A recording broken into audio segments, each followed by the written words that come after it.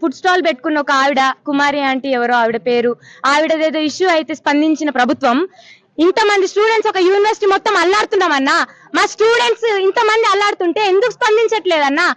మేము గవర్నమెంట్ కి వ్యతిరేకం కాదు, గత ప్రభుత్వం అక్రమాలు ఆగడాలు చేస్తున్నప్పుడు ఇప్పుడున్న గవర్నమెంట్ లో ఉన్న వాళ్ళే కదన్నా స్టూడెంట్స్ కి న్యాయం కోసం కొట్లాడిరు. మీరు అక్రమ కట్టడాలు ఎట్లా కడతారు, అది ఎట్లా కడతారు, స్టూడెంట్స్ కి అన్యాయం జరిగితే మీరు కొట్లాడిన వాళ్ళు, మీరు గవర్నమెంట్ లో పోయిరు, ఇప్పుడు మా గొంతు మీకు ఎందుకు వినబడతలే అని అడుగుతున్నాం. రాజేంద్ర నగర్ అగ్రికల్చర్ యూనివర్సిటీకి సంబంధించిన విద్యార్థులు ఎన్నో రోజులుగా నిరసన వ్యక్తం చేస్తున్నారు.